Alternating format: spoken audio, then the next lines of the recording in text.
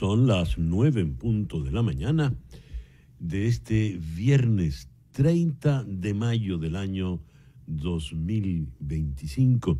Y en este momento usted está viendo En Conexión por TVV Network y lo está escuchando por Éxito 107.1 FM en Miami por HD2. Hoy, 30 de mayo, es el día de Santa Juana de Arco, San Anastasio de Pavia y Santa Lorena. En el calendario lunar de Enrico Mariani nos dicen que todavía tenemos a la luna creciente en Cáncer, pero a partir de las 4:16 de la tarde va a entrar creciente en Leo. La luna de Leo es quizá la más auspiciosa de todo el ciclo lunar porque es la luna en la que usted va a reinar. Es la luna en la que le van a reconocer todos sus méritos, todos sus esfuerzos. Es excelente para montar espectáculos, lanzar productos al mercado. Es la luna para todo aquel que busca aplauso y reconocimiento. Y esa luna va a estar todo el fin de semana, porque solo cambiará el domingo a las 11 de la noche, cuando entrará en Virgo, y a esa hora usted seguramente estará durmiendo. Por lo pronto, luna creciente en Cáncer a partir de las 4:16 de la tarde, creciente en Leo, sol en Géminis, este viernes 30 de mayo. Se nos fue el mes de mayo. Cuando repasamos las efemérides del 30 de mayo, en 1431 murió Juana de Arco, fue condenada por herejía, fue quemada viva en una hoguera en la plaza del viejo mercado de Rouen. Luego fue santificada ya en el siglo XX. El 30 de mayo de 1539, Hernando de Soto, con una flota de 10 barcos y 700 hombres, desembarca aquí, en la península de la Florida. El 30 de mayo de 1778 murió François-Marie Arouet, Voltaire, el gran pensador francés de la Ilustración, escritor, historiador, filósofo y sobre todo polemista. El 30 de mayo de 1895, el poeta cubano José María de Heredia es aceptado en la Academia Francesa. El 30 de mayo de 1900 nació en Caracas el gran Carlos Raúl Villanueva, el gran arquitecto venezolano, nació en Londres, perdón. El 30 de mayo de 1934, Estados Unidos elimina la enmienda Platt y entonces por fin le otorga la independencia total a la isla de Cuba. El 30 de mayo de 1961 muere en un atentado Rafael Leónidas Trujillo, el temible dictador dominicano. Eso está narrado magníficamente en La Fiesta del Chivo, esa gran novela de Mario Vargas Llosa.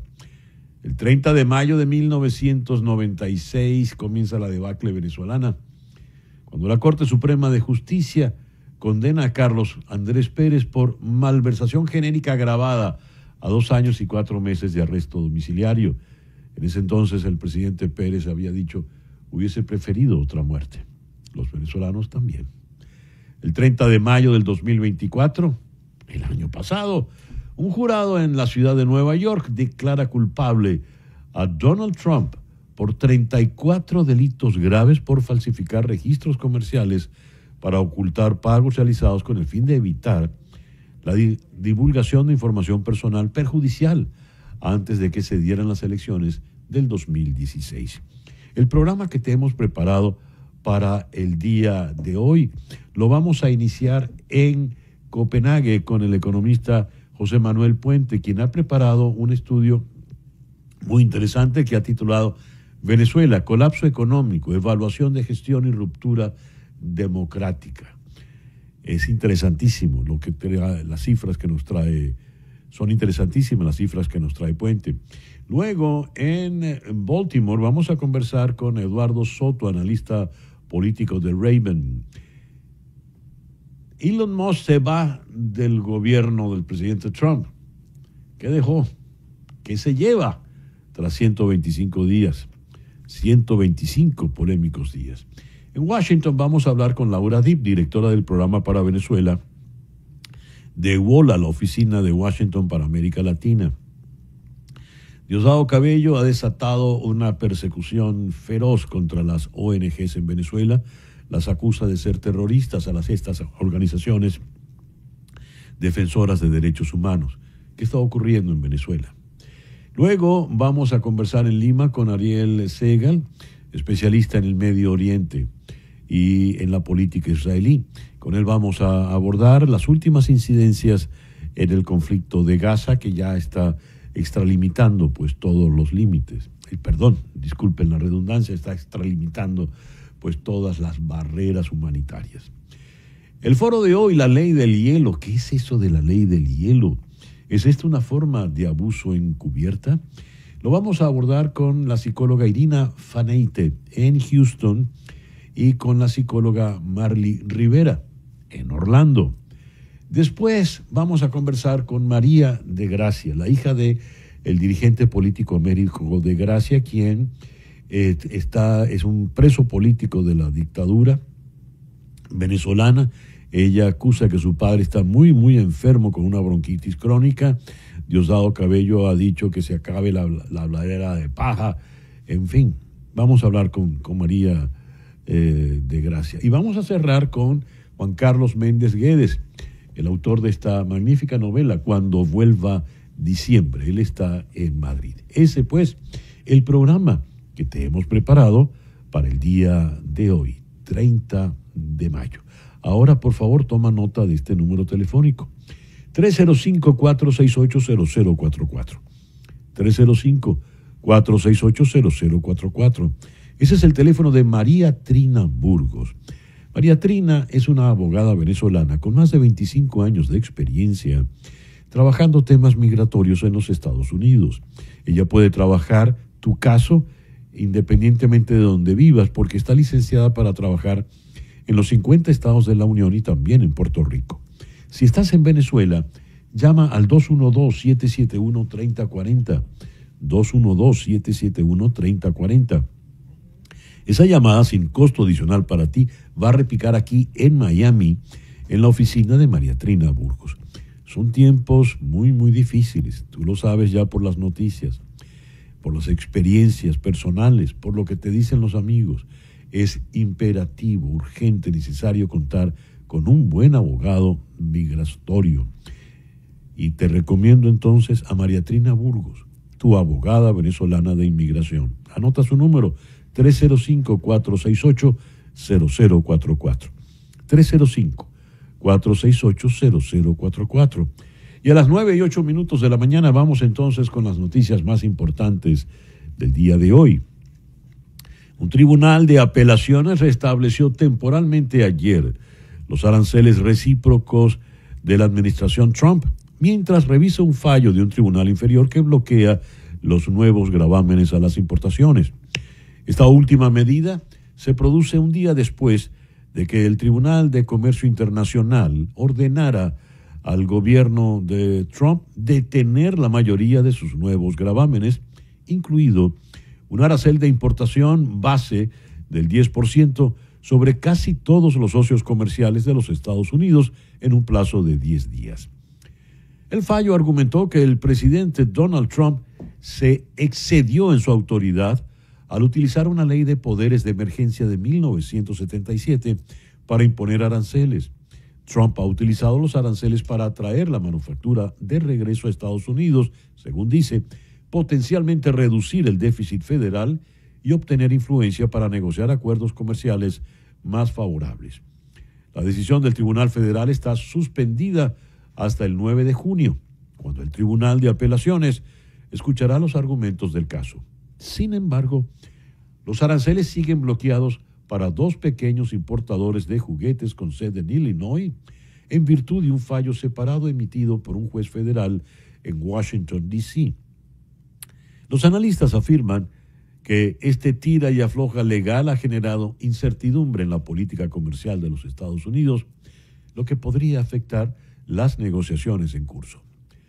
El informe MAHA, M-A-H-A, de la Casa Blanca, podría haber distorsionado la ciencia mediante el uso de inteligencia artificial, según expertos. El secretario de Salud, Robert F. Kennedy Jr., afirma que su informe de la comisión MAHA, Make America Healthy Again, utiliza la ciencia de referencia citando más de 500 estudios y otras fuentes para respaldar sus afirmaciones. Sin embargo, estas citas están plagadas de errores, desde enlaces rotos hasta conclusiones erróneas. El informe pretendía abordar las razones del descenso de la esperanza de vida de los estadounidenses. Algunas de las citas que sustentan la ciencia del exhaustivo informe Maja de la Casa Blanca parecen haber sido generados mediante inteligencia artificial, lo que ha dado lugar a numerosas referencias científicas distorsionadas y estudios inventados, según declararon ayer expertos en inteligencia artificial. De las 522 notas a pie de página sobre investigaciones científicas en una versión inicial del informe enviada a The Washington Post, al menos 37 aparecen varias veces, según una revisión del informe realizada por este diario. Otras citas incluyen al autor equivocado y varios estudios citados en el extenso informe de salud ni siquiera existen. 7 de las fuentes citadas parecen no existir en absoluto. Además, algunas referencias incluyen iCite junto a las URL, lo que indica claramente que la investigación se recopiló mediante inteligencia artificial. iCite es OpenAI Site. Las relaciones entre Estados Unidos y China parecieron deteriorarse nuevamente, ya que Washington admitió que las negociaciones comerciales se habían estancado. Así lo confirmó a Fox el secretario del Tesoro, Scott Bessent. Además, Pekín omitió una reunión de ministros de defensa por primera vez desde 2019. Las superpotencias habían acordado una tregua en la guerra comercial este mes, lo que sugería que las relaciones entre las dos mayores economías del mundo habían tocado fondo.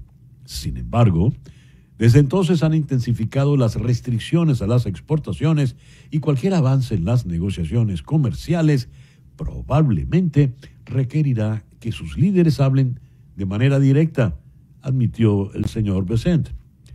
China, por su parte, afirmó que su ministro de Defensa no asistirá al diálogo de Shangri-La, donde habría mantenido su primera reunión con Hexet, su homólogo de los Estados Unidos. Cito: la brecha entre Estados Unidos y China parece estar profundizándose. Así lo dijo un columnista de Asuntos Exteriores en The Washington Post. Israel aceptó una nueva propuesta de alto el fuego sobre la guerra en Gaza, lo que podría ofrecer un respiro a los residentes del enclave afectados por el conflicto e insinuar que las relaciones con Estados Unidos podrían estar mejorando. Israel ha renunciado a su exigencia de que las negociaciones para poner fin a la guerra solo comiencen tras la liberación de todos los rehenes, según el diario Haaretz. La aprobación de la propuesta por parte del primer ministro israelí Benjamin Netanyahu se produce tras semanas de tensiones con Washington por la guerra en Gaza, un alto el fuego estadounidense con los hutíes de Yemen y negociaciones estadounidenses con Irán sobre el programa nuclear de Teherán, que Netanyahu teme que no bloquee la capacidad iraní para fabricar bombas, pero que sí puede impedir que Israel emprenda acciones militares. Esto según The Wall Street Journal. Hamás aseguró hoy viernes que la última propuesta de los Estados Unidos de alto el fuego, cito, no satisface ninguna de las demandas justas y legítimas del pueblo palestino. Fin de la cita. Un análisis minucioso revela que la respuesta de Israel busca consolidar la ocupación y perpetuar políticas de matanza y hambruna, incluso durante lo que se supone es un periodo de desescalada temporal. Esto en el comunicado del Buró Político de Hamás, firmado por Bassem Naim.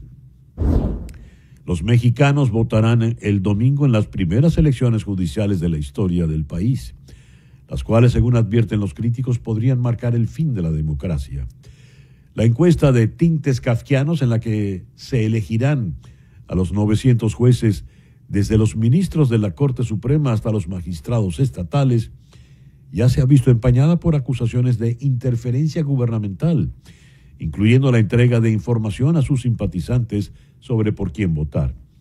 Entre los candidatos se encuentran varios acusados de vínculos con cárteles, además de uno que enfrenta 36 acusaciones de abuso sexual. El gobierno de México está sofocando el Estado de Derecho, se lee en The Economist. La Oficina en Washington para Asuntos Latinoamericanos, WOLA, expresó preocupación por los recientes ataques del ministro del Interior y Justicia de Venezuela, Diosdado Cabello, contra organizaciones de la sociedad civil. A través de un comunicado en la red X, WOLA denunció las declaraciones de las autoridades venezolanas que intentan criminalizar a organizaciones no gubernamentales como Provea y Foro Penal. Cito: estamos profundamente preocupados por los recientes ataques contra organizaciones de la sociedad civil venezolana y sus miembros, incluyendo declaraciones de autoridades venezolanas que buscan criminalizar a ONGs como Provea, Foro Penal y otras. Así se lee textualmente en el comunicado de WOLA.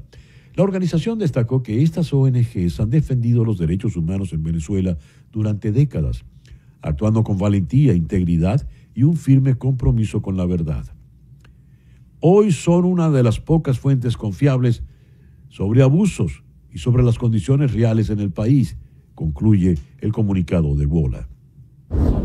El multimillonario Elon Musk concluye hoy su misión en la administración Trump con un informe incompleto sobre la reducción de gastos federales y una montaña de críticas sobre sus métodos, sino sobre su misión prevista.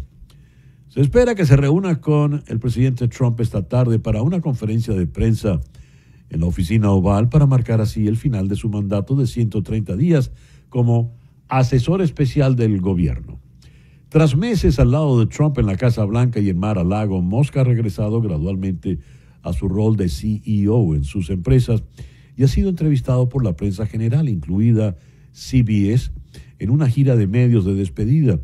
En ellas ha criticado duramente a los republicanos en el Congreso por elaborar una legislación fiscal de gasto grande y atractiva, que según él está llena de números rojos, y ha discrepado con el propio presidente Trump sobre el tema de los aranceles.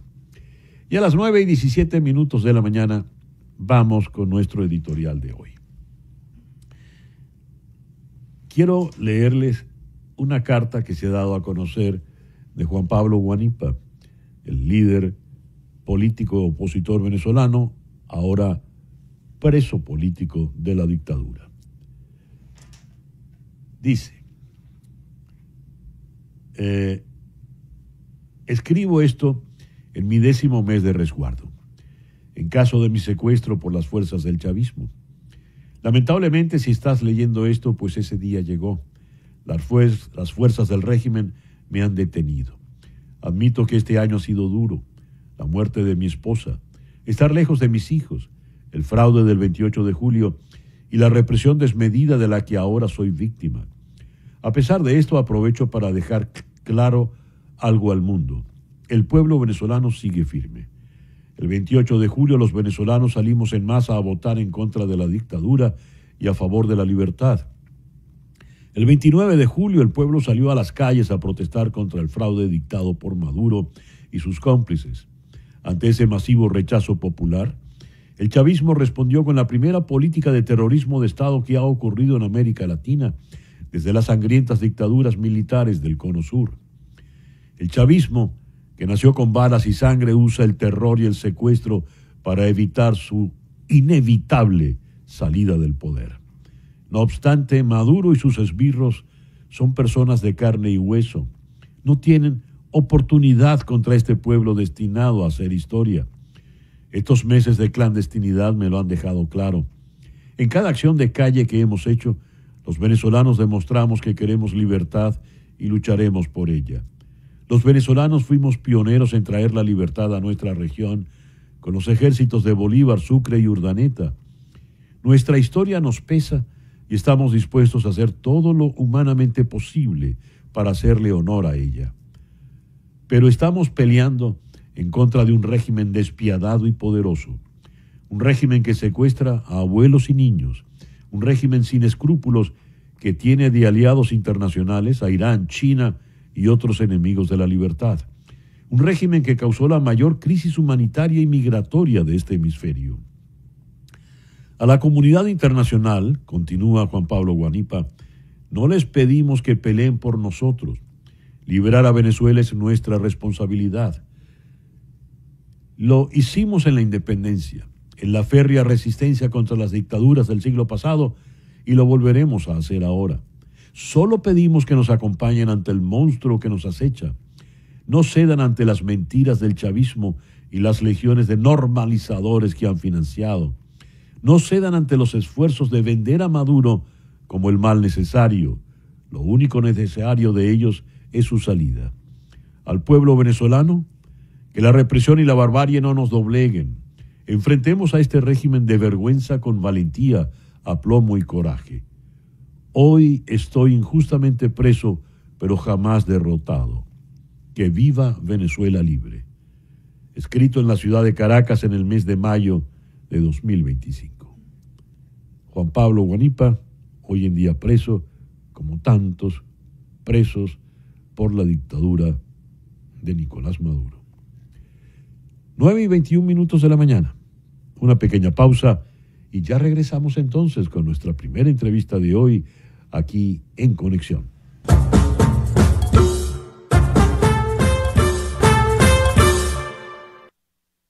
Musk, el hombre más rico del mundo, el todopoderoso que parecía compartir el poder plenamente con el presidente Donald Trump, se va del gobierno, se va de la administración Trump, luego de haber invadido la oficina oval hasta con su hijo pequeño, que se metía los dedos en la nariz y jugaba alrededor mientras él decidía sobre el futuro de la burocracia federal. ¿Qué dejó el señor Musk en 125 días de gobierno o de cogobierno en Washington? ¿Qué se lleva el señor Musk luego de todo esto? Vamos a Baltimore, allí está Eduardo Soto, analista senior en Raven. Eduardo, muy buenos días, muchísimas gracias por atendernos en esta mañana. ¿Qué se lleva el señor Musk? ¿Qué deja sobre todo? Muchas gracias, César, por invitarme. Se lleva una carga reputacional y un imperio industrial que tiene que rescatar porque sufrió mucho daño durante su desempeño en esta administración. Pero también se lleva contratos jugosos que, a pesar de haber llegado a Washington con la misión de presuntamente atender el despilfarro y los gastos innecesarios del gobierno federal, encontró el tiempo para negociar que su competencia fuera eliminada para ciertos contratos para que compañías que él controla reciban esos contratos. Por ejemplo, Starlink negoció para sí contratos a través de la Agencia de Administración Aérea, donde Musk se enfocó muy temprano en su proceso con su grupo de Doge. Así que es un récord mixto, pero creo que el efecto neto ha sido muy dañino para su reputación, pero más importantemente para la reputación de los Estados Unidos y para la operación de programas federales muy importantes. Ahora se va el señor Musk y se va criticando al señor Trump y a muchas de las cosas que vendrán, empezando por el Big Beautiful Bill, el proyecto presupuestario. ¿Por qué? ¿Qué critica el señor Musk, quien dice estar ahora, entre comillas, decepcionado? Me parece muy curioso las objeciones que tiene Musk ahora respecto a esta medida legislativa, que es como tema central, es una medida de reforma contributiva, atajando los impuestos que pagan en gran parte los más ricos en los Estados Unidos y las grandes empresas en los Estados Unidos, algo que aceleraría la llegada de los primeros trillonarios, algo que Elon Musk, a lo cual tal vez aspira. Critica esta medida diciendo que, a pesar de los beneficios que le llegarían a él a través de este cambio legislativo y esta reforma contributiva, le parece que se debería cortar mucho más del presupuesto federal a través de este proyecto del Congreso. El problema con eso es que está chocando con Donald Trump, no solo en cuanto a criticar este proyecto que es central a la agenda de Donald Trump, sino que está criticando la falta de recortes que el presidente Trump ha dicho que no quiere ver. El presidente Trump le pidió a la Cámara de Representantes Federal que no cortara fondos innecesariamente al programa de Medicaid, y es casi son casi 800 billones de dólares que quieren extraer del programa de Medicaid. Y la medida puede fallar si ciertos republicanos no ven los cortes que quieren ver, y es con ese campo que se ha afiliado ahora Elon Musk. El daño que hizo a través de USAID o USAID es considerable. Esta agencia que está ahora bajo el control de Marco Rubio, cuando Marco Rubio se trata de defender, apela a algunas referencias muy superficiales, que si la venta de condones en tal lado o tal otro, pero el daño profundo todavía no se ha terminado de evaluar. Elon Musk se enfrentó a Marco Rubio, Elon Musk sale y queda Marco Rubio. Políticamente hablando, ¿qué lectura le damos a eso, Eduardo? Es un fenómeno interesante. Marco Rubio se ha demostrado como una figura central para implementar la agenda de Trump, de tal manera que no ha recibido tanto castigo político como las acciones de Elon Musk. Y es tal vez por eso, porque tenemos un presidente que sigue los medios y la cobertura noticiosa de manera obsesiva. Ha visto cómo la reputación de Elon Musk sufrió durante su tiempo en Washington, mientras que los esfuerzos de Marco Rubio no han recibido el mismo nivel de escrutinio. Tal vez con eso se explica cómo prevalece Marco Rubio, siendo tal vez más efectivo y menos tóxico políticamente para la Casa Blanca. El ego del señor Musk es de proporciones siderales. Llegó a decir que cuando él saliera, pues Doge seguiría, porque total, cuando murió Buda, el budismo siguió. En realidad, al margen del budismo, ¿qué va a pasar con Doge? Ahora que ya Musk no está allí y todas las críticas del mundo quedan.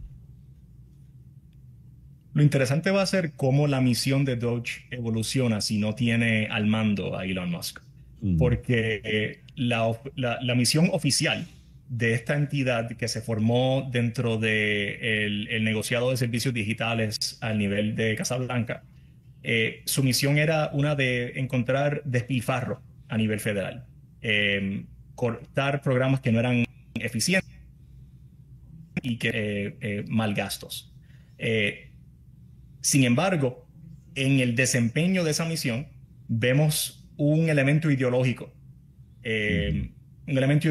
donde los programas que se atacan no son, por ejemplo, aquellos del Departamento de Defensa Federal, sino que son programas donde se atienden a los más necesitados a través del mundo, que Elon Musk tal vez consideró un mal uso de fondos federales, pero que tienen un ROI porque son muy efectivos esos programas para cultivar una buena imagen de los Estados Unidos y para cultivar la fuerza diplomática de los Estados Unidos.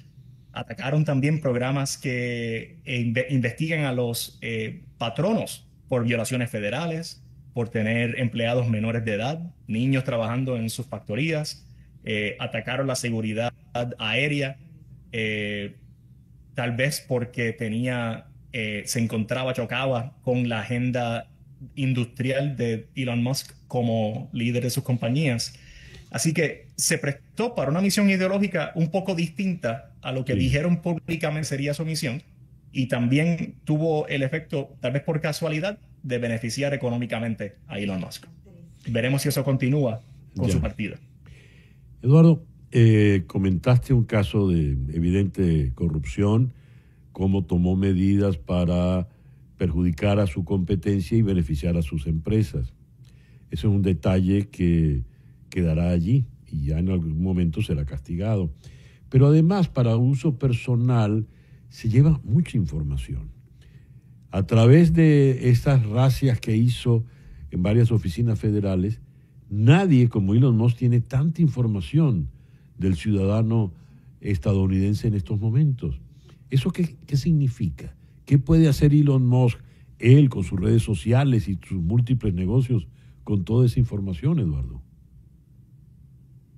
Hay expertos del manejo de información y la agenda de desinformación que podrían, mejor que yo, explicar el potencial dañino del acceso a esa data. Lo que se le ha divulgado al público y lo que hemos logrado investigar, aquellos que a través de acceso a información pública, a través de peticiones al gobierno para acceder a información pública, lo que hemos podido investigar es que se ha usado esa data primordialmente para la agenda de deportaciones de la administración de Trump. Y ese ha sido el propósito de buscar la data del negociado de rentas internas, data de pago de impuestos. Ese ha sido el esfuerzo con el Departamento de Salud, que maneja los programas para los niños que llegan a la frontera no acompañados, y que el Departamento de Salud Federal les provee cuidado y servicios. Esa data también la están utilizando para identificar personas para deportar. Y entonces esos niños quedan abandonados, quedan entonces en cuidado federal nuevamente, tal vez indefinidamente, en estos centros de cuidado. Ese ha sido el uso primordial de la data, pero Elon Musk podrá utilizarla en el sector privado, tal vez para ayudar sus negocios que han sufrido con la baja de sus acciones en el mercado y otros daños, mientras él estaba al cargo de Doge. Eduardo, muchas gracias por estos minutos en el programa de hoy. Un placer siempre. Gracias, César. Eduardo Soto, analista senior en Raven, nos habló desde Baltimore. 9:35. Vean y escuchen esto. Tenemos rato hablando de Venezuela, de la historia de Venezuela, de la novela venezolana, pero la escribiste en inglés. ¿Por qué?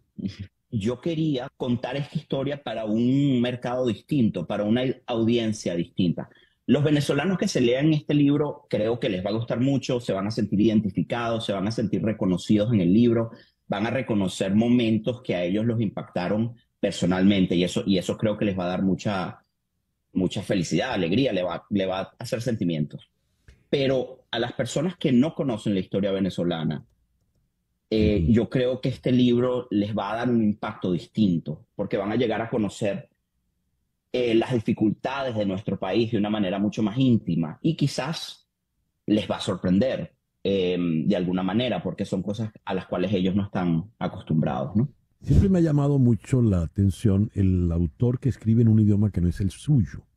Y tenemos dos grandes referentes siempre. Por un lado Nabokov, pero sobre todo, Joseph Conrad. El inglés no era su idioma y llegó a ser uno de los grandes escritores de ese idioma. ¿Hasta dónde va tu ambición, tus pretensiones, Alejandro?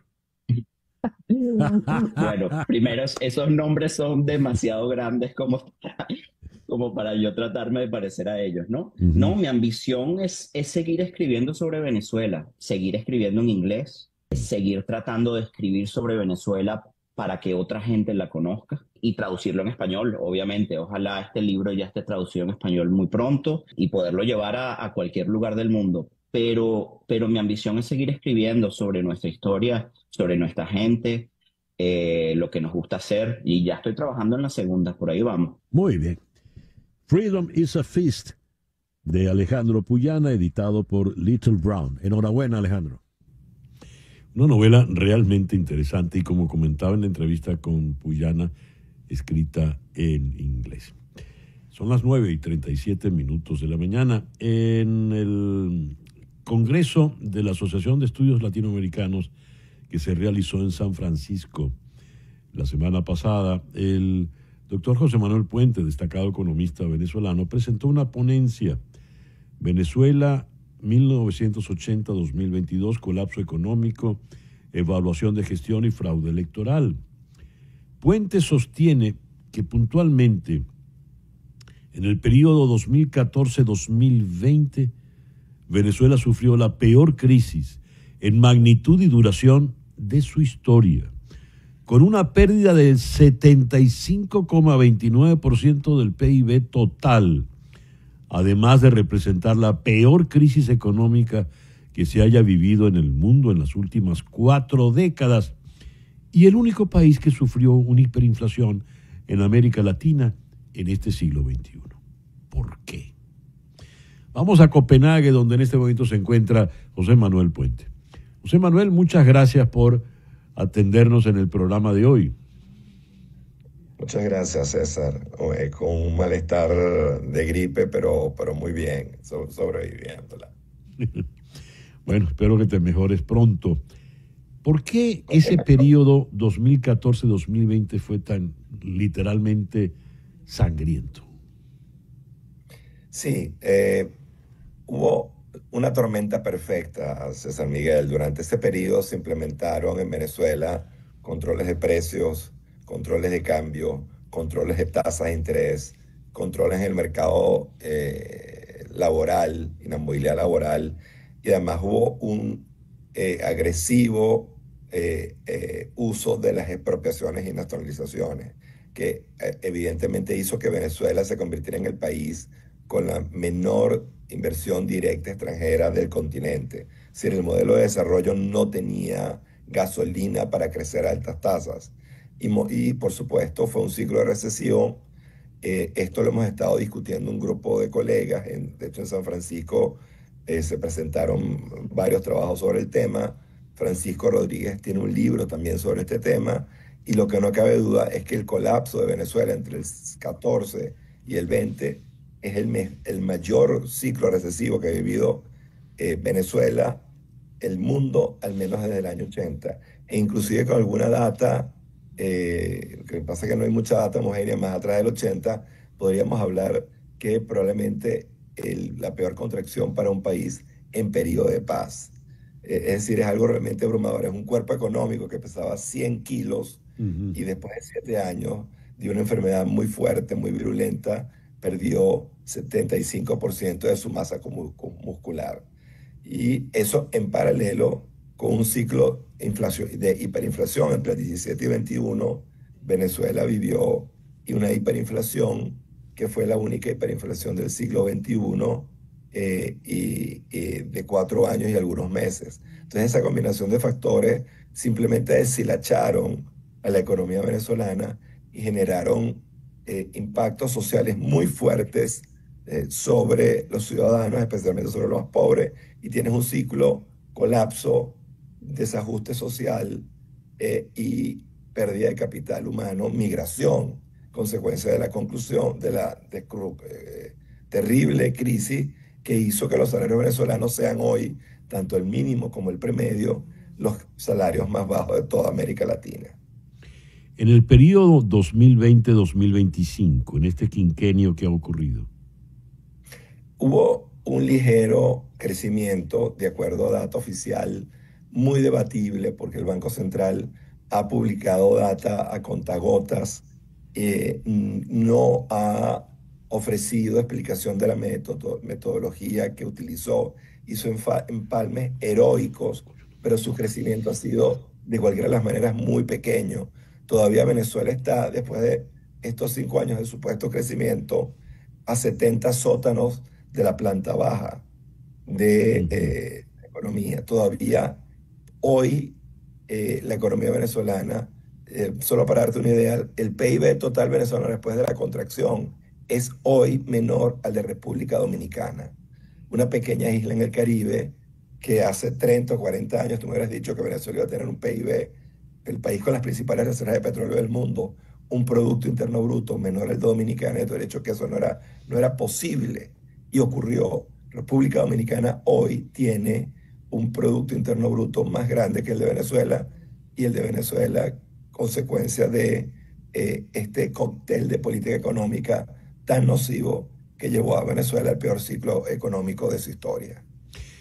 José Manuel, 60 sótanos de la planta baja es 60 pisos por debajo de la superficie. Correcto. Eso suena imposible. Es casi el viaje al centro de la Tierra de Julio Verne, eso. El foso total. Cuando tú dices, ese paciente perdió el 75% de su masa, de su contextura, se perdió el 75% del PIB. José Manuel, estamos hablando de alguien que por lo visto exprofeso decidió matar a ese paciente. Es decir, estos gobernantes decidieron acabar, asesinar a Venezuela. Sin lugar a dudas, César, algo que es muy claro para mí es que el objetivo central de la revolución es preservar el poder a costa de lo que sea. Y el costo económico y social que pueda pagar la sociedad venezolana no le importa. Entonces ha tomado múltiples decisiones de política económica, primero por incompetencia, por ignorancia y también por incentivos políticos, porque al final su objetivo central es preservar el poder a como dé lugar. Y eso es lo que ha hecho, y por supuesto la economía ha ido por un muy mal camino, y Venezuela es hoy un país pobre, un país deshilachado, que produce el 20% del petróleo que producía en 1998 cuando Hugo Chávez llegó al poder, y que vive, este año de hecho va a tener la inflación más alta del mundo. No hiperinflación, pero tiene una inflación de 3 dígitos que será la más alta del mundo. Y con eso continuará el proceso de desajuste económico y social migratorio venezolano. Y nosotros esperamos, y lo discutimos también en San Francisco, una nueva oleada migratoria en el 2025 que ya está ocurriendo y que podría llevar a tener en el 2026 cerca de 10 millones de venezolanos fuera de las fronteras venezolanas, consecuencia del desajuste macroeconómico social que vive Venezuela. A este ritmo, ¿qué será Venezuela tan lejos como el año que viene, en el 2026, José Manuel? Bueno, una característica muy clara es una economía enanizada, una economía despoblada, donde la pirámide de población cambió. Muchos de los jóvenes se han ido de Venezuela como cabeza de playa para buscar vida, buscar trabajo y poder mandar dinero a casa para poder permitir que sus familiares, sus madres, sus abuelos, sus tías puedan sobrevivir a esta terrible crisis. Si lo mismo está ganando un salario de $1 al mes, si ganas un salario promedio, está ganando $100 al mes. Nadie puede tener una vida digna con esos salarios. Lo que te estimula es la fuga de capital humano, ya por no un tema de decisión personal, sino de supervivencia, que realmente es impactante y que si no logramos revertirlo lo antes posible, corremos el riesgo de perder la República, y no creo no ser exagerado, César Miguel. ¿Es reversible el proceso? ¿Se puede salvar ese paciente moribundo? ¿Qué hay que hacer?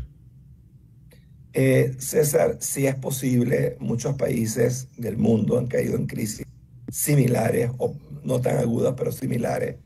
Pero lo que sí hay que tener absoluta claridad, yo hago economía, no política, es que si no hay una transición política, si no hay un cambio político, no hay ninguna posibilidad de rescatar a Venezuela. Entonces, ya ustedes ven acá, como yo hablo de 4 grandes líneas para la reconstrucción. La primera, la resolución del conflicto político. Tiene que haber una transición política con un nuevo gobierno que tenga el respaldo de las grandes mayorías, el apoyo de las grandes mayorías para llevar a cabo el programa de estabilización que Venezuela durante décadas ha solicitado a gritos. Después, como la situación social es tan grave, hay que implementar un programa social de emergencia, programas directos sociales focalizados, dinámicos. ¿Qué quiere decir eso? Como hicieron en Brasil y en Perú. Hay que decirle a la señora María en Petare: saca a tu niña de la calle de vender lápices o caramelos, ponla en la escuela, ponla en el programa de vacunación, y por cada vacuna y día de escuela que esa niña asista, yo te voy a dar $1 o $2. Entonces tú generas un círculo virtuoso. Luego de que atacas la emergencia social, que no puede esperar a que la economía crezca porque esa gente está comiendo una vez al día o 2 veces al día. Entonces vas a un programa de estabilización clásico, con programas o política fiscal, monetaria, cambiaria, coordinada, que logre suavizar el ritmo inflacionario, devuelva a Venezuela un ritmo inflacionario de un dígito, recupere el crecimiento y pleno abastecimiento. Y después, en la cuarta fase, el cambio estructural. Venezuela solo con petróleo no va a poder generar la riqueza y el bienestar para todos los venezolanos. Tiene que encender 3 o 4 motores de crecimiento económico para poder generar la riqueza y redistribuirla y hacer que ese crecimiento se derrame entre la población para poder tener una sociedad de progreso y equidad. José Manuel, muchas gracias por estos minutos en el programa de hoy. El doctor José Manuel Puente, desde Copenhague. Una pausa y ya regresamos en Conexión.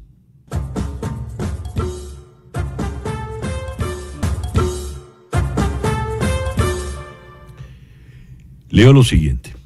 Estamos profundamente preocupados por los recientes ataques contra organizaciones de la sociedad civil venezolana y sus miembros, incluyendo declaraciones de autoridades venezolanas que buscan criminalizar a ONGs como Provea, Foro Penal y otras. Esto lo leo de un comunicado de WOLA. WOLA es la oficina de Washington para asuntos latinoamericanos. Vamos a Washington, allí está Laura Dibb, quien es la directora del programa para Venezuela, precisamente de WOLA. Laura, muy buenos días, gracias por atendernos. Buenos días, César Miguel, muchas gracias por la invitación. ¿Qué les preocupa puntualmente de esa ofensiva que ha desatado Diosdado Cabello? Los gobiernos autoritarios suelen atacar al Poder Judicial, a la prensa independiente, a los partidos políticos, y en este momento están atacando a las organizaciones no gubernamentales y las organizaciones de sociedad civil. Son estas las organizaciones que resisten en Venezuela y que todavía han logrado preservar lo que queda del espacio cívico en Venezuela. Son estas las organizaciones que documentan la situación de derechos humanos en Venezuela y que han hecho un trabajo fundamental en el acompañamiento a víctimas y sobre todo en lograr que fuera de Venezuela se conozca también lo que está ocurriendo, no solamente en materia digamos, derechos civiles y políticos, sino también en la documentación, por ejemplo, de la emergencia humanitaria compleja. Es por esto que son organizaciones incómodas para el gobierno y que en este momento están siendo atacadas. ¿Por qué la ofensiva, Laura? Porque este señor Cabello ha presentado una suerte de organigrama de una organización terrorista. Él dice que pretendían sabotear las elecciones del pasado domingo, pero Venezuela está en paz política. No hay ni siquiera una repartición de volantes en una esquina. ¿Por qué esa ofensiva tan aguda? ¿Qué pretende? ¿Qué entienden ustedes está buscando este señor Cabello? Y por lo visto es una ofensiva con nombre y apellido, Diosdado Cabello. Efectivamente, antes del contexto electoral, es decir, partamos el contexto del 2024. En febrero del 2024 fue detenida Rocío San Miguel y fue la primera persona defensora de derechos humanos en el contexto electoral que fue detenida, porque recordemos que ya se encontraba privada de libertad abierta a la zona.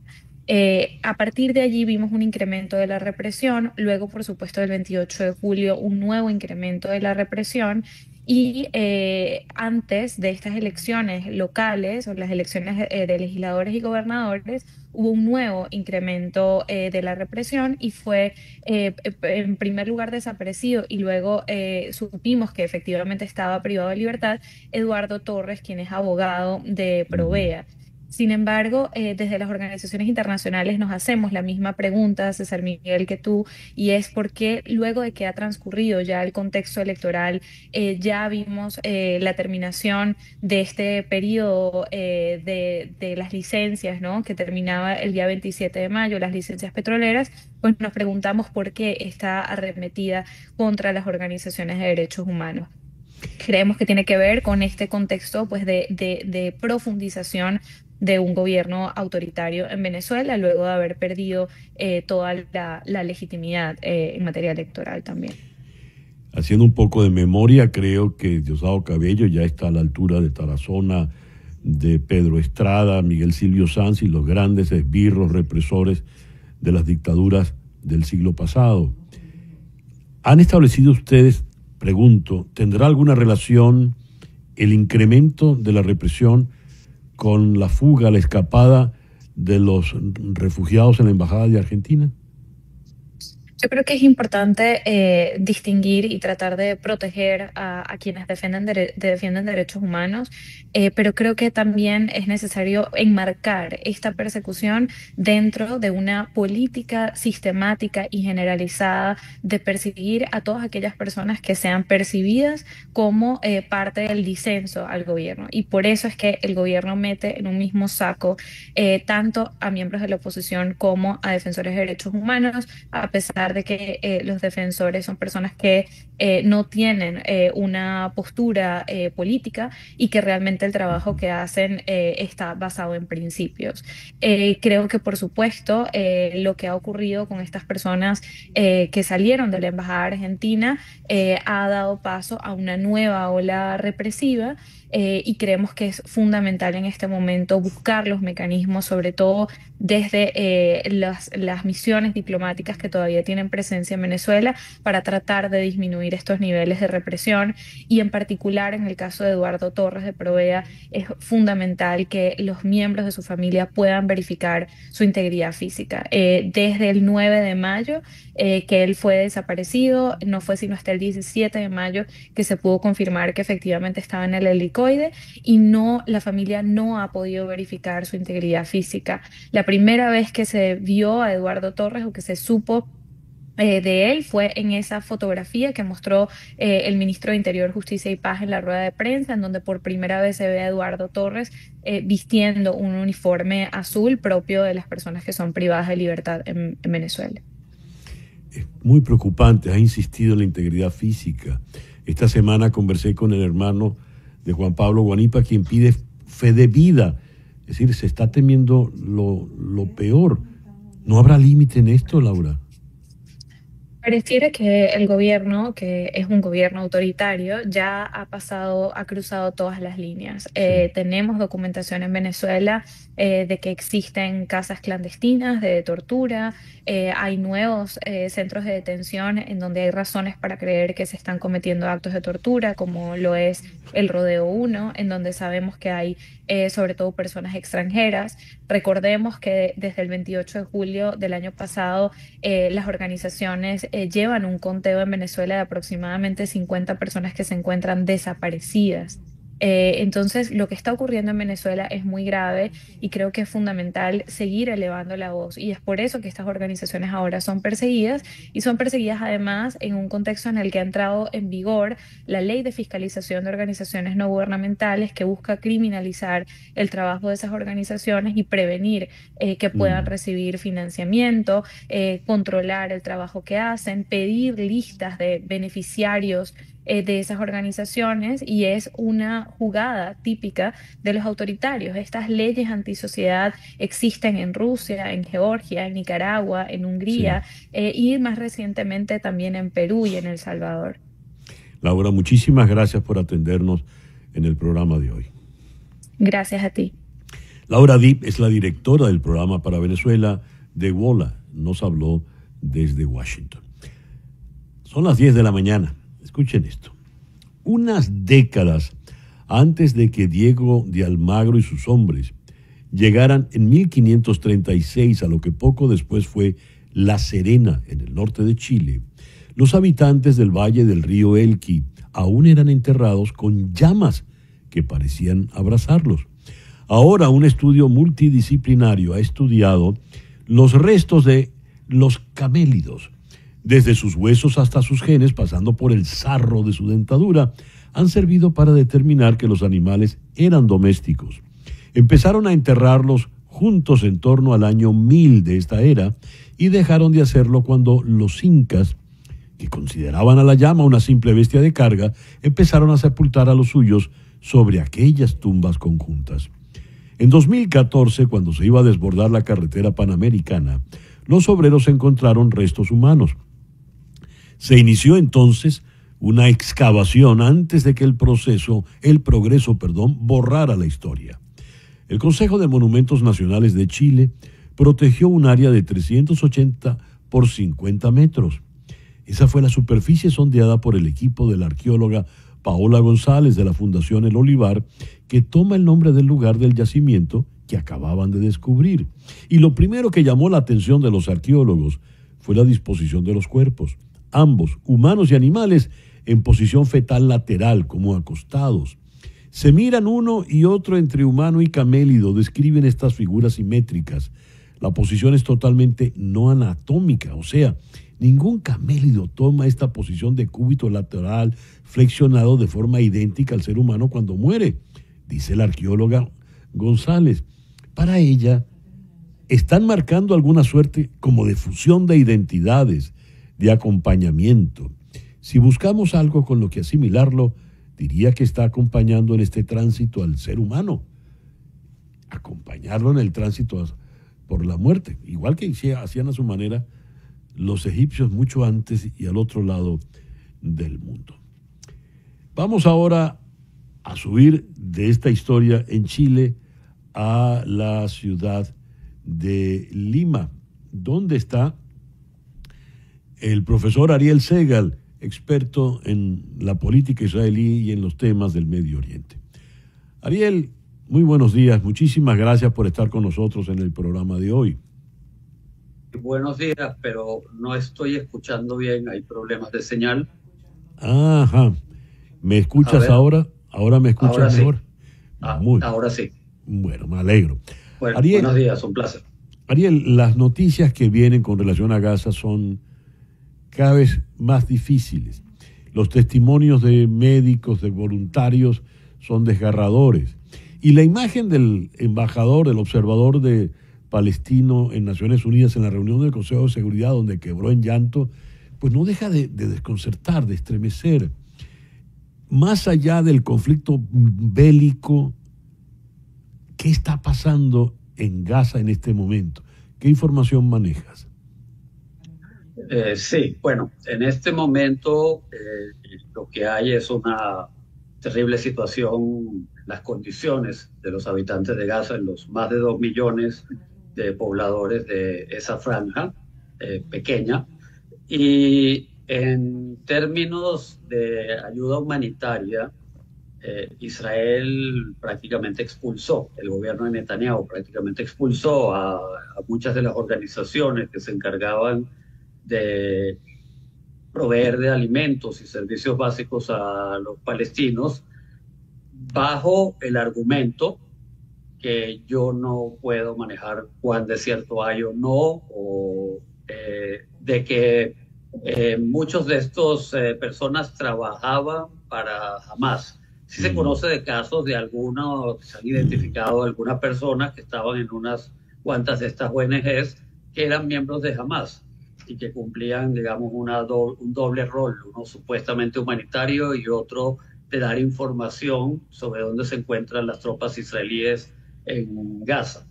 Pero no sé si la dimensión de esta acusación del gobierno de Netanyahu es tan bien basada y argumentada como para justificar la expulsión de estos organismos. Lo que se hizo al final es contratar a una organización supuestamente privada, y vuelvo a recalcar, supuestamente privada, de derechos, que se encarga de problemas humanitarios, y son ellos, digamos, como contratar una agencia privada, los que están encargándose de repartir alimentos, medicinas, etcétera.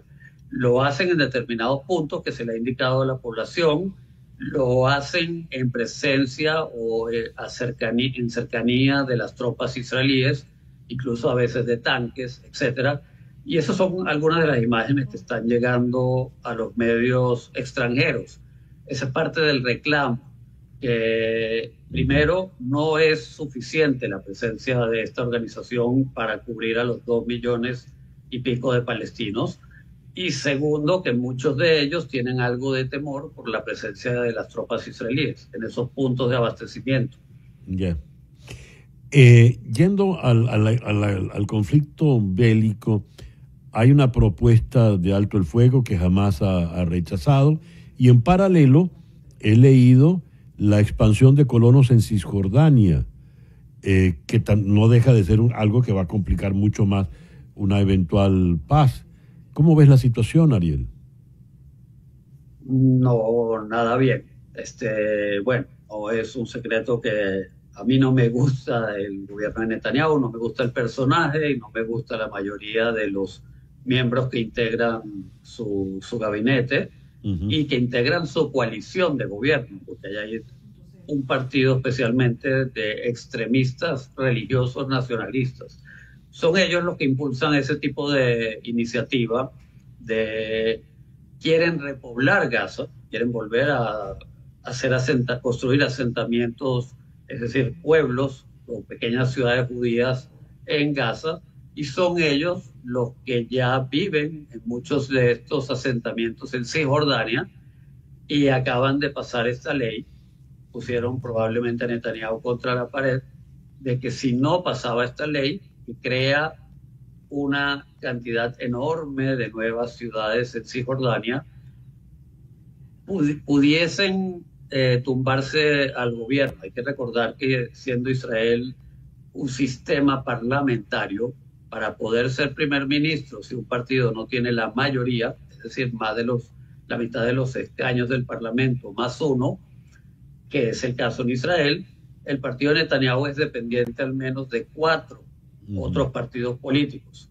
Y uno básico, porque tiene 15 escaños, es este partido extremista. Entonces Netanyahu ahora está optando por satisfacer la ideología de estos partidos por encima de satisfacer, en mi opinión, los intereses a mediano y largo plazo del Estado de Israel, e incluso lo más importante en este momento, lo más urgente, satisfacer el tema del rescate de los rehenes que quedan en manos de Hamas en Gaza. A ver, el problema se da en muchos niveles, incluyendo la opinión pública y la opinión pública mundial. Esa batalla la ha perdido el gobierno del señor Netanyahu. La imagen del embajador palestino en Naciones Unidas quebrado en llanto cuando hablaba de la muerte de los niños no deja de sacudir, porque eso no se estila, son detalles inéditos. Los testimonios de los médicos europeos que están de voluntarios no dejan de preocupar. Correcto. Pero ante esto, ¿no interesa lograr la paz? Pregunto, ¿no le interesa esto a nadie en el gobierno, sino la expansión, como decías, de los extremistas de derecha? Bueno, me da la impresión que en este particular gobierno, lamentablemente, no. Tenemos primero la situación del mismo Netanyahu, que yo no estoy seguro de cuánto tiene de una parte de una visión ideológica y cuánto tiene que ver con su propia supervivencia, no solo política, de mantenerse en el poder, sino al mantenerse en el poder, mantenerse impune ante las acusaciones de corrupción, que si no fuera primer ministro tendría que asistir mucho más a las audiencias que el sistema judicial está haciendo en su contra, por 3 casos de corrupción en gobiernos anteriores. Luego tenemos el sector más radical de su partido, que yo creo que para ellos ya está claro que el problema, desde el punto de vista de ellos, no mío, de Ariel Segal, ni de muchos israelíes, ni de muchos judíos en el mundo, ellos vinculan Hamas con la población palestina en Gaza. Y para ellos la resolución del conflicto pasa por crear unas condiciones tan difíciles de vivir para los palestinos que ellos mismos decidan marcharse de la franja y irse a vivir a otro lugar. Eso va un poco con lo que decía Trump al comienzo de su gobierno, de crear una ribera, pero hacer que los palestinos se alojen, por lo menos 1 millón de ellos, en algún otro país. E incluso Trump ha sugerido que sea Libia, que es pasar de Guatemala, no sé si a Guatepeor, pero no es que Libia sea un paraíso tampoco. Hay una guerra civil espantosa. Y luego hay un sector en el gobierno que son gente que se aprovecha de la debilidad numérica de los que más controlan esa alianza y son oportunistas y están aprovechando para sacar leyes en favor de los sectores que representan. Y aquí me refiero a los ultraortodoxos. A ellos no les importa el tema de Gaza ni el tema si Israel es una democracia o si Israel respeta los derechos humanos. A ellos lo que les interesa es que el gobierno de Netanyahu mantenga sus intereses. Por ejemplo, que la mayoría de sus miembros en la sociedad no vayan y no cumplan servicio militar y puedan permanecer estudiando en centros de estudios bíblicos. Ya. Terrible, realmente terrible. Y lo peor es que si criticas a Netanyahu te acusan de antisemita en medio de todo esto. Es correcto, pero ahí sí me gustaría decir que se necesita una discusión muy seria para el tema, porque criticar a Netanyahu o criticar a cualquier gobierno de Israel es absolutamente legítimo. Sí. Y yo diría que incluso ético.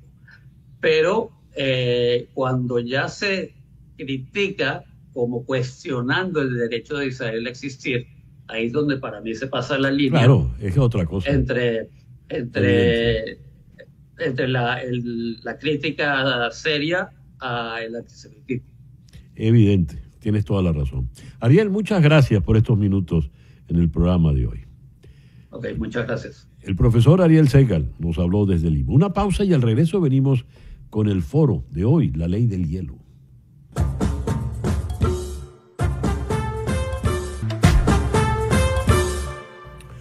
Son las 10:16 de la mañana. Algunas relaciones están condicionadas por el chantaje, la manipulación o la instrumentalización. Es decir, algunos vínculos experimentan el impacto de la falta de empatía, comprensión, sensibilidad y asertividad. La ley del hielo se materializa en relaciones en las que no existe una igualdad plena y una colaboración entre los protagonistas. Es decir, uno de ellos adopta un rol de superioridad, lejanía y dominio frente al otro. No solo puede producirse en una relación sentimental, sino también en vínculos familiares o en lazos de amistad. ¿Qué es la ley del hielo? Ese es nuestro tema en el foro de hoy. Para abordarlo, contamos con dos destacadas psicólogas. Irina Faneite está en la ciudad de Houston y Marly Rivera está en la ciudad de Orlando. Irina, Marly, gracias por acompañarnos en el programa de hoy. Comenzamos con Irina, que es la que está más lejos de nosotros. ¿Qué es la ley del hielo, Irina? No te estoy escuchando, Irina. No te oigo. A ver. Hola, hola, buenos días. Ahora sí, adelante. ¿Qué es la ley del hielo? Okay. Bueno, la ley del hielo es retirar el habla a la otra persona, castigarla, ignorarla, básicamente. ¿Qué es la ley del hielo, Marly? Bueno, un placer, gracias por la invitación. Y es reiterar eso que dice Irina. El poder que tenemos los seres humanos es nuestro lenguaje. Y al realmente el hielo es simplemente omitir que una persona existe, de alguna manera, darle el poder de expresarse. A ver, Irina, ¿qué significa retirarle el habla a alguien? Porque eso es un castigo. ¿Y cómo funciona ese retirar el habla? Bueno, lo primero que tenemos que decir es que ignorar es una forma de violencia y es una forma también de abuso, ¿no? Generalmente sucede, como tú dices, no solo en las parejas, sino en cualquier tipo de vínculo, que ante una discusión o ante un desacuerdo, al yo no estar de acuerdo con una posición, entonces te castigo y no te hablo, te ignoro. De eso es de lo que se trata. Y es una práctica que evidentemente no es sana, pero que hemos naturalizado y que todavía seguimos viendo muchísimo. ¿Cómo funciona ese no te hablo, Irina? Es que no logro imaginármelo. Es que te ignoro, o sea, hago como que tú no estás, continúo mi vida y no te presto atención, no existes. Sí, la pregunta te la hacía porque a mí nunca nadie me ha ignorado en lo personal. Ay, qué bueno, entonces has estado en relaciones sanas. ¿Cómo funciona esto, Marley, por favor? Bueno, pero hay muchas formas. Retomando el hecho de que no solamente se ve en relaciones de pareja, donde quizás es más evidente, a veces vemos situaciones donde no están de acuerdo y después de una pelea o un desacuerdo no habla y pueden durar días sin hablarse, sin dirigirse la palabra, sin mirarse, sin comunicarse, sino que están en pilotos automáticos, viven en la misma casa, pueden hasta vivir en el mismo cuarto, pero no se dirigen en absoluto la palabra, ignoran completamente al otro. En las relaciones de amistad pasa lo mismo, ante un desacuerdo simplemente ya ni le respondo, ante un saludo no le respondo, no me comunico, y con los niños de la relación padre-hijos también se visualiza de esa manera, por un pretender enseñar de que algo hizo mal, que tiene que como que recapacitar, y entonces allí le habla. De alguna manera eso se ve así, completamente insano, pero que es muy, muy común. Pero, ¿qué se pretende cuando yo te castigo y no te hablo? Eso no tiene un límite, en algún momento no. ¿Cuándo se suspende el castigo, Irina? Bueno, lo que pasa es que esto generalmente forma parte de un ciclo, como es la forma que yo tengo de resolucionar, entre comillas, porque no resoluciona, más bien deteriora cualquier tipo de relación. Porque una cosa es detenernos y esperar que de repente regulemos las emociones y volver a hablar, y otra cosa es yo te dejo de hablar a ti, ¿no? Generalmente está asociado con poder porque hay otra persona que sufre y está invalidada porque el otro le deja hablar. O sea, pocas veces vemos que son las dos personas a la vez, sino uno haciéndoselo a la otra persona, ¿no?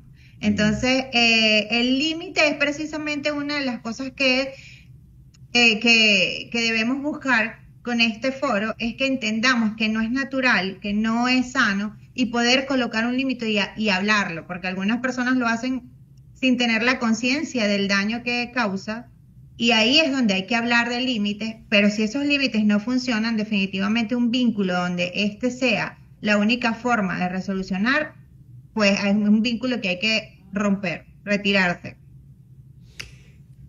No logro explicarme, porque, por ejemplo, si usted es una persona en la nobleza y vive en un palacio, qué fácil es ignorar a la pareja, ¿verdad? Total, cada quien se va, como dirían, a sus aposentos, ¿verdad? Y tienen mucho palacio para ignorarse. Pero la vida de la clase media, por ejemplo, es de espacios limitados, los baños no abundan, los cuartos no abundan. Entonces, en un espacio limitado, Marley, ¿cómo hace esa pareja que no se habla? Tú puedes pensar que es sumamente ilógico, y eso habla muy bien de ti y tu deseo de comunicarte y relacionarte con los demás, de mantener sana paz. Pero realmente es un común denominador. Realmente se puede vivir así, sí. Conozco personas que tienen semanas, meses, años, parejas que viven en la misma casa. Están quizás separados de cuerpo, pero viven en las mismas habitaciones. No le responden. Y tú le preguntabas a Irina algo sobre cuándo se termina eso. Hablando de que esto es una forma de violencia, la intención es que el otro se disculpe en una medida de reparar la situación, que se dé cuenta de que el otro es que está fallando y no quien quita el habla. Entonces, ¿cómo es una forma de enseñar desde la manera más insana posible? Es que el otro se arrepienta de que me está haciendo daño, de que no me está obedeciendo, de que no está haciendo lo que yo quiero. Por lo tanto, es una forma de manipular, de que mientras tú hagas lo que yo quiera, te voy a hablar. Si no haces lo que yo quiero, si no opinas de la misma manera, si no accedes a mis cosas, simplemente no te hablo, no, hago que no existe, te minimizo y eso. En labores diarias es como, mira, te preparé el plato, te lo dejé servido, el otro ni pendiente, a veces ni se lo come. Y pasa hambre. Y pasa hambre, se va, come en otro lugar, pero no le responde, no le dice, no quiero comer, no hay ningún tipo de comunicación, te ignoro. Pero eso es una gran mala crianza, aparte de una gran estupidez, ¿no?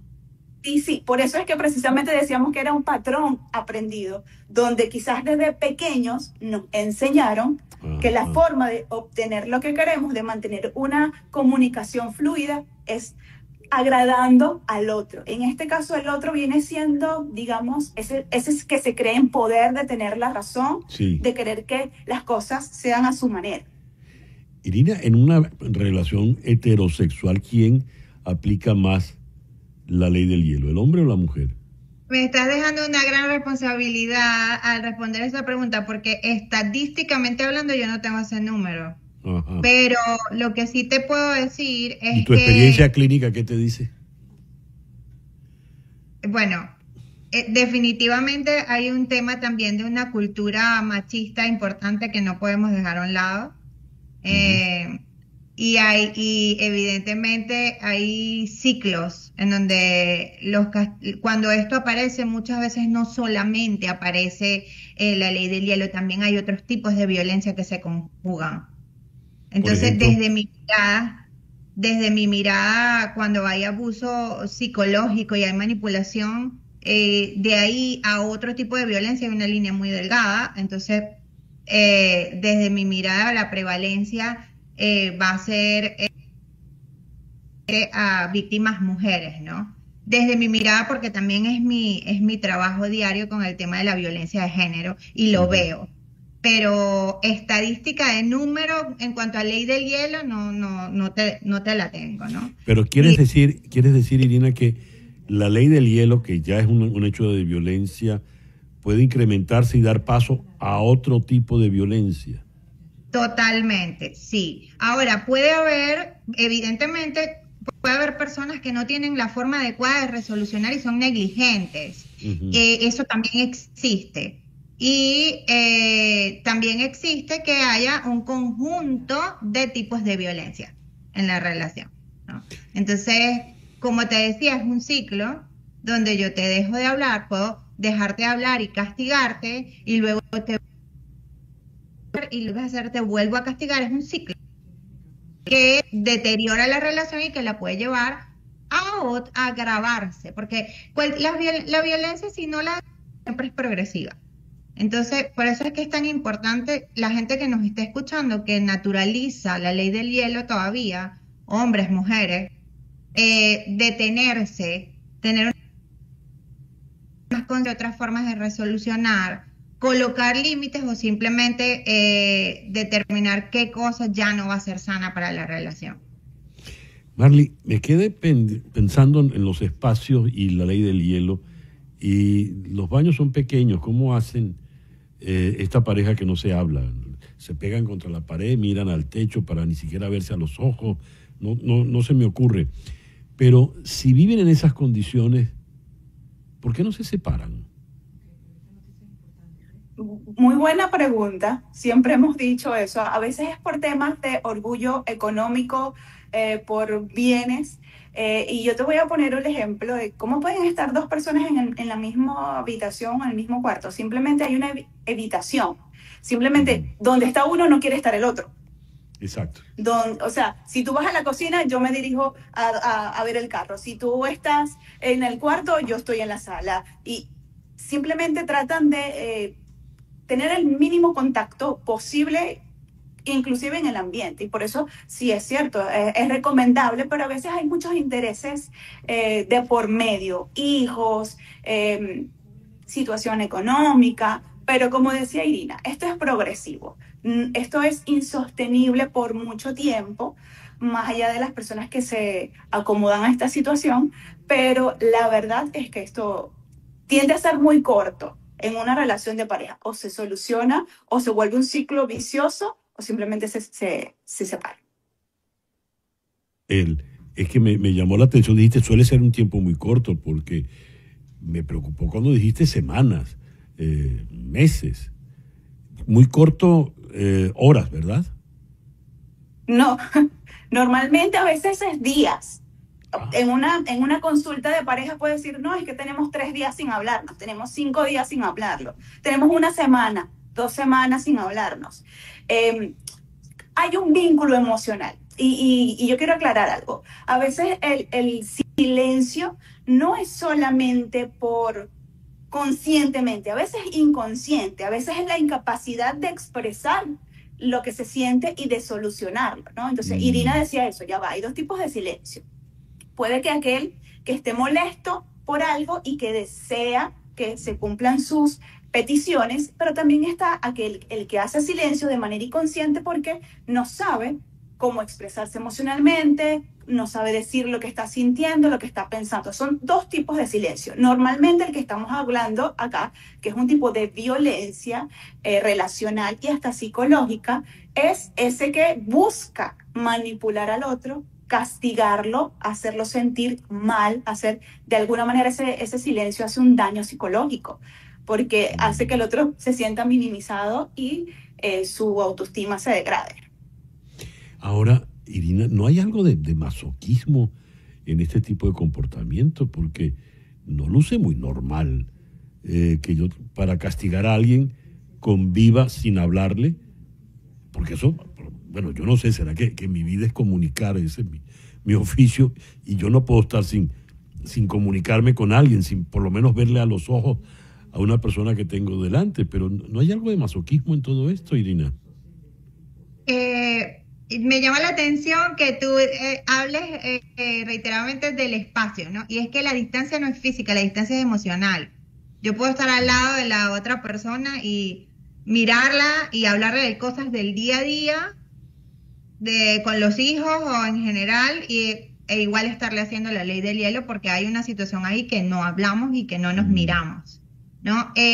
No hablaría de masoquismo, hablaría de que muchas veces cuando es un ciclo, las personas que están dentro del ciclo no son conscientes o lo naturalizan. Entonces, yo no digo que conscientemente me quedo sufriendo, yo digo que no tengo otra forma, que no lo veo, que no tomo otra decisión. Ya. El tiempo se nos ha acabado, así que te voy a dejar, Marley, la palabra conclusiva en el foro de hoy, por favor. Bueno, esto es más que todo para crear conciencia, ¿no? Si estás del lado de aquella persona quien le aplican la ley del hielo, te invito a reconocer esto, tomar prevención, hablar de lo que está pasando y buscar ayuda si es necesario. Porque sí es un tipo de violencia y sí está causando daño de manera progresiva. Si eres del otro, del que dices, sí, yo suelo hacer eso, yo cuando estoy molesto puedo estar varios días sin hablarle a mi pareja, a mi amiga, todo esto. Primero, reconocerlo. Segundo, buscar herramientas para mejorar la comunicación, porque siempre nuestra posición como especialista es buscar, romper patrones antiguos, romper patrones dañinos y encontrar herramientas. Nunca podemos solos, entonces es ideal buscar ayuda para encontrar nuevas herramientas que nos permitan comunicarnos, verbalizar lo que sentimos, corregir lo que hay que corregir, mejorar lo que hay que mejorar y volver a tener una relación estable. Irina, Marley, muchísimas gracias por el foro de hoy. Irina Faneite en Houston y Marley Rivera en Orlando. Gracias. Una pausa y ya regresamos. Escuchas a César Miguel Rondón en Conexión. Son las 10:36 de la mañana, hora del este, aquí en Estados Unidos. Tengo esta noticia de última hora. El presidente Donald Trump criticó a China afirmando que Pekín violó un acuerdo comercial con Estados Unidos en medio de las tensiones entre ambos países. Cito, hace 2 semanas China corría un grave peligro económico. Los altísimos aranceles que impuse hicieron prácticamente imposible que China comerciara con el mercado estadounidense, que es por mucho el número 1 del mundo. En efecto, decidimos abandonar bruscamente las relaciones con China y fue devastador para ellos. Muchas fábricas cerraron y hubo, por decirlo suavemente, disturbios civiles. Vi lo que estaba sucediendo y no me gustó para ellos, no para nosotros. Llegué a un acuerdo rápido con China para salvarlos de lo que pensé que sería una situación muy grave y no quería que eso sucediera. Eso lo escribió en Truth Social, como ustedes están viendo allí. Gracias a este acuerdo todo se estabilizó rápidamente y China volvió a la normalidad. Todos estaban contentos. Esa es la buena noticia, añadió el presidente Trump. La mala noticia es que China, aunque quizás no sorprenda a algunos, y entonces va a mayúsculas, ha violado totalmente su acuerdo con nosotros. Adiós a la buena onda. Fin de la cita. Según el acuerdo que el gobierno del presidente Trump negoció con China a principios de este mes, Estados Unidos redujo su arancel a las importaciones chinas de 145 a 30% y Pekín redujo el suyo a los productos estadounidenses del 125 al 10%. Veremos. En la conversación que tuvimos con Laura Deep de WOLA en Washington, quedó claro que quien está lanzando toda la ola represiva terrible en Venezuela contra cualquier tipo de disidencia es Diosdado Cabello, el ministro del Interior, Justicia y Paz. La familia de Américo de Gracia, veterano dirigente político del Estado Bolívar, preso desde el año pasado, la familia ha dicho que está en delicado estado de salud. Padece una bronquitis crónica de tipo alérgico que requiere atención médica especializada. Frente a esos reclamos de la familia, este Cabello ha dicho, le voy a leer tal como está publicado en Efecto Cocuyo, aquí ya basta de la habladera de paja. Desmintió el mal estado de salud de Américo de Gracia, preso desde agosto del año pasado. Vamos a hablar con la familia de Américo de Gracia. Vamos a conversar con su hija María. María, muy buenos días. Gracias por atendernos en el programa de hoy. Buenos días, gracias a usted. ¿Cómo está tu papá? Bueno, desafortunadamente mi papá cumple casi 10 meses aislado en el helicoide, sin ningún tipo de interacción con nosotros, ni visita familiar, ni visita diplomática por parte de Italia, ni visita médica, que es una exigencia que hemos venido haciendo por los últimos ya casi 10 meses. El fin de semana pasado, a mi familia, por primera vez, se nos entregaron 2 récipes médicos, que de hecho los pueden encontrar el día de hoy en una publicación que hice más temprano en el Instagram de mi papá. Y básicamente el tratamiento que nos estaban pidiendo llevarles era para una bronquitis. Sin embargo, nosotros hemos venido denunciando desde el pasado 7 de agosto que mi papá entró al helicoide con un cuadro activo de micosis pulmonar, un hongo respiratorio. Él estaba resguardado después de las elecciones del 28 de julio en Venezuela y el 7 de agosto él tuvo que salir de emergencia al hospital justamente por este cuadro respiratorio. Entonces, ¿cómo es posible que casi 10 meses después la única fe de vida o fe de muerte hayan sido estos 2 récipes, no nos den acceso a saber realmente las condiciones en las que él se encuentre y además de eso nos insultan y nos denigran públicamente simplemente por ser una familia que hoy busca respuesta?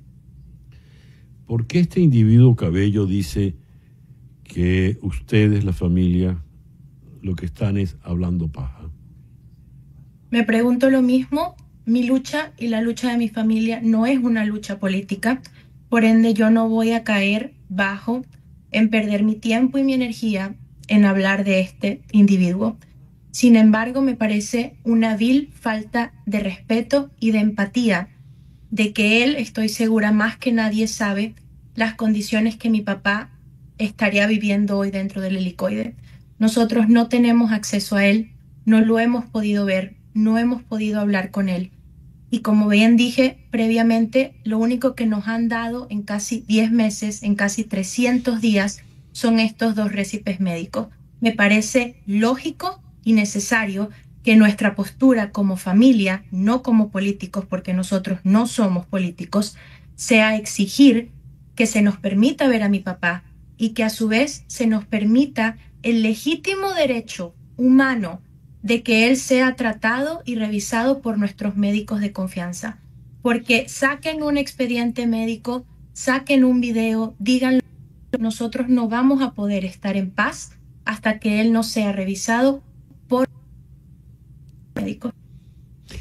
¿Qué edad tiene tu padre, María? 65 años. ¿Y su salud, aparte de este problema bronquial? Bueno, él estaba pasando por bastantes cuadros de salud el año pasado, básicamente.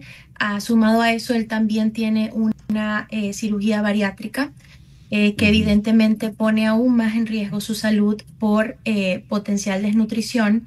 Nosotros no sabemos si él realmente está llevando la alimentación adecuada, no lo creemos. A su vez, tampoco sabemos si tiene acceso a las vitaminas, aun y cuando mi familia en la visita, mejor dicho, en la entrega de paquetería, nosotros tratamos de llevarle lo más que podamos. Algunas cosas no las aceptan, otras no, pero sin embargo, tristemente no tenemos la certeza ni siquiera de que esas cosas realmente se las estén entregando a él. Bueno, terriblemente esto es lamentable y sobre todo la manera despectiva tan soez, esta patanería con que no solo es la violación de los derechos humanos, sino después esta situación. ¿De qué acusa a tu papá? Bueno, el tema legal es quizás de los más difíciles porque nosotros hasta el sol de hoy no hemos tenido acceso al expediente. A mi papá tampoco se le ha permitido algo que hemos venido exigiendo desde el día 1, que es el acceso a defensa privada. Tampoco le han dado la oportunidad de que así sea. Le asignaron a un defensor público con el que hemos podido hablar 2 veces únicamente durante todo este tiempo. La primera vez fue la primera semana de noviembre del año pasado, en donde él nos atendió en su oficina en Caracas y simplemente nos dijo que a mi papá le habían realizado una supuesta audiencia preliminar Zoom, en donde ni siquiera el defensor estuvo, que por ende él no nos podría dar detalles de eso. Nos dijo también que él no tenía acceso al expediente porque desafortunadamente Américo de Gracia era un preso de los de arriba.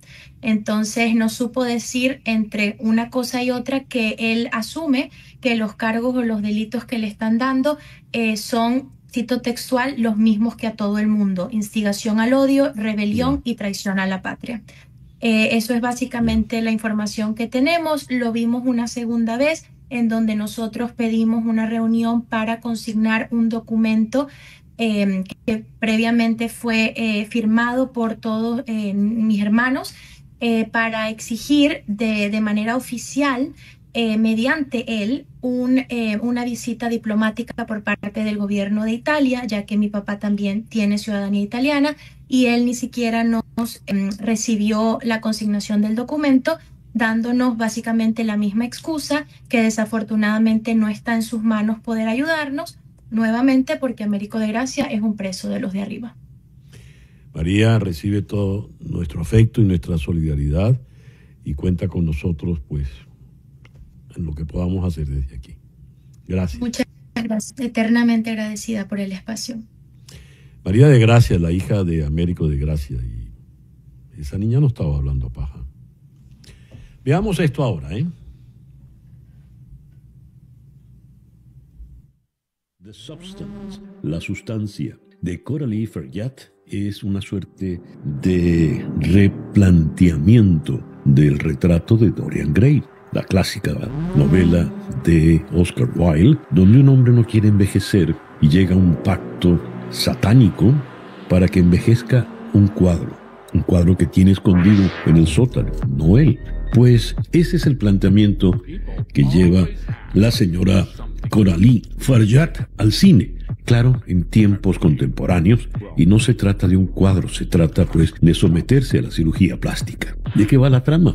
El personaje que hace Demi Moore, Elizabeth Sparkle, es una figura de los medios. Ella practica aeróbicos, es instructora, y al cumplir 50 años la despiden porque hay que buscar a alguien más joven. Entonces aparece un misterioso laboratorio que le ofrece una sustancia, gracias a la cual ella podrá rejuvenecer de manera dramática, pero rejuvenecer en una hechura de sí misma. Y es allí donde aparece Sue, que es ella misma, pero en otro cuerpo más joven, interpretado esta vez por Margaret Qualley. Lo que se supone no debe ocurrir, evidentemente es lo que ocurre, que los dos seres que no pueden convivir a la misma vez, conviven y se enfrentan el uno al otro, porque la rivalidad por la belleza, pues, así lo obliga. La película que ha hecho Coralie es magnífica. Es una película interesantísima. Y el guión, que ella misma escribió, se llevó el premio en el pasado Festival de Cannes. La actuación de Demi Moore es excelente y es ella la que prácticamente de su propia vida nos da este cuento. Claro, Coralie exagera y nos lleva a niveles esperpénticos, quizá un tanto desbordados, pero nos lleva a monstruos que van procurando la belleza pero terminan enredándose. Es una película de verdad interesantísima, tiene guiños a Stanley Kubrick en más de un momento, están los guiños al retrato de Dorian Gray, incluyendo los grandes retratos publicitarios, primero Elizabeth Sparks y luego de Sue, más el enfrentamiento entre estas dos mujeres que son siempre una misma. Todos le tenemos miedo a envejecer. La procura de la belleza, de que esa belleza se mantenga, pues desde el viejo mito de Narciso al presente, ha estado allí latente. Coralie le da una nueva lectura, magnífica y muy interesante nueva lectura. La sustancia. Bien, he leído con mucho placer esta novela, Cuando vuelva diciembre, del novelista venezolano Juan Carlos Méndez Guedes. Vamos a Madrid para conversar con él. Juan Carlos, en primer lugar te felicito, has logrado una novela muy, muy redonda, muy, muy grata y una novela que llega a hondo. Enhorabuena. Muchísimas gracias, José Miguel. Juan Carlos, algo que me llama la atención, te vales de la hallaca, ese plato que Rómulo Betancourt calificó de multisápido, él hablaba de las multisápidas hallacas, para hacerte de allí y hablar y referir la nostalgia de un venezolano solitario en España. Arranca desde las Girajaras en el estado Lara y todo se va marcando por sus recuerdos de cómo su tía hacía las hallacas. ¿Qué tanto de autobiográfico hay en esta novela, Juan Carlos? Bueno, mira, a ver, las hallacas están viajando con toda la diáspora venezolana y desde luego, donde quiera que se están moviendo, digamos que diciembre sigue siendo este momento de encuentro, sigue siendo ese momento culinario que nos vincula. Entonces yo creo que en realidad es una autobiografía colectiva, porque si tú miras las redes, justamente en esas fechas finales de año, pues verás cómo comienzan a proliferar las hallacas. Yo digamos que en mi caso en concreto, y eso es un termómetro de lo que ha sido la diáspora, debo comentarte que las primeras que hice aquí en España, tuvimos que viajar hasta Portugal a buscar los ingredientes, ¿no? Porque no se conseguían muchas cosas aquí, en aquel momento vivía en Salamanca. Algo que en este momento es absolutamente innecesario porque con cruzar la calle los tienes. Entonces allí también tienes un reflejo de lo que ha sido nuestra historia reciente como país. Y yo creo que todo venezolano tiene una biografía vinculada a las hallacas, incluso si no le gustan, incluso si no las come, incluso si no se preparaban en casa, pues tiene algo que contar. Tiene que contar por qué no se preparaban en su casa. Y me parecía que era un tema, más allá de lo biográfico, que era un tema que nos unía como comunidad y que daba mucho juego, y era una novela que yo no he leído hasta ahora. Sumito Esteves, el gran chef venezolano, hablaba de un mismo hilo, el pabilo ese de la hallaca, un mismo hilo que va amarrando no solo las hallacas, sino toda esa diáspora que está dispersa por el mundo. Pero en la novela, este niño va creciendo y hay una relación que él va marcando con su tía porque lo abandonó su madre. Y el proceso va llevándonos a un deterioro creciente. Él sale del país, no regresa, pero el país que queda se va desintegrando, tanto que hay un momento en que ni siquiera se hacen hallacas. ¿Cómo se ve ese deterioro venezolano desde afuera? Bueno, eso sobre todo la gente que pasa temporadas sin ir, lo nota de una manera muy radical, ¿no? En lo que son la presencia de nuestras ciudades, la variedad de productos que se pueden conseguir en los mercados, ¿no? Digamos que hemos vivido un dolorosísimo proceso de igualación hacia la miseria. No estoy diciendo nada que no se haya dicho, ¿no? Y en efecto, pues hubo años que había problemas muy concretos para conseguir la harina pan en Venezuela. Eso lo saben los que están allí. Entonces había que acudir al que estaba en Colombia, en España, para que hiciera llegar, imagínate tú, la harina pan para las hallacas, ¿no? Entonces, sí, ese deterioro, yo creo que la novela va un poco también de ese tema colectivo, social, de cómo hay un país que primero, si te fijas, primero hay un crecimiento. El pueblo donde él crece comienza a tener carretera, luz eléctrica, y luego viene ese declive, ese deterioro cuando tienen que volver a comenzar a utilizar el pozo de agua, ¿no? Sí. Sin embargo, las hallacas están allí como una resistencia de lo que es esa familia, como una resistencia de lo que es el estar juntos, como una resistencia de lo que es la belleza. Entonces, ahí está un poco ese tema que yo creo que, sobre todo en el final, que no contaremos, está expresado en el sentido de que podrán destruirnos, podrán hacernos daño, pero mientras alguien haga una hallaca y alguien la pruebe, pues hay una forma de resistencia de la belleza y de lo familiar. Y en paralelo este personaje se las arregla para poder sobrevivir y se convierte en tertuliano, es decir, en un peleador de televisión. Discute con un personaje que el padre Abeledo, que me resultó muy gracioso esa habilidad que tenía él para discutir sobre cualquier tema, no importa si él no lo conocía. Es una figura, ¿sabes? Que es una figura, a mí me sigue resultando muy curiosa. Es común en los medios de comunicación españoles. Son tertulianos, son gente que los reúnen para hablar de los temas. Los temas son infinitos, muy variados, ¿no? Puedes ir desde el tema monetario hasta las energías renovables, hasta la historia, el fútbol, el partido de fútbol del domingo. Y esa gente se atreve con todo, ¿no? Y tú te das cuenta que si tienen una buena capacidad retórica, pues más o menos responden al tema. Y hubo una fase en que se volvió, digamos, muy de prensa rosa.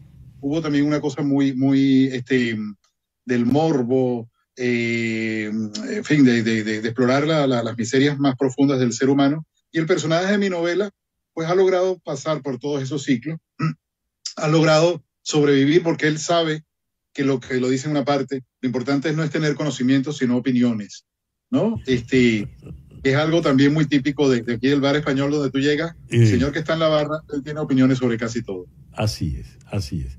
Te felicito de verdad y recomiendo ampliamente la lectura de Cuando vuelva diciembre, de Juan Carlos Méndez Guedes. Se encuentra por Amazon, ¿verdad, Juan Carlos?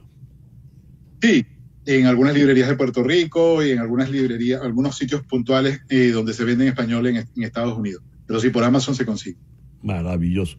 Enhorabuena, una gran lectura. Gracias. Un abrazo muy grande para ti, César Miguel. Juan Carlos Méndez Guedes en Madrid. Antes de cerrar el programa, tengo una noticia, otra de última hora. La Corte Suprema permite al presidente Trump revocar el estatus legal temporal de más de 530,000 migrantes por ahora. Una Corte Suprema dividida allanó el camino para que la administración Trump revocara el estatus legal temporal, TPS, de los migrantes de Cuba, Haití, Nicaragua y Venezuela, quienes, bajo la administración Biden, pudieron vivir y trabajar en Estados Unidos mientras se procesaban sus casos de inmigración.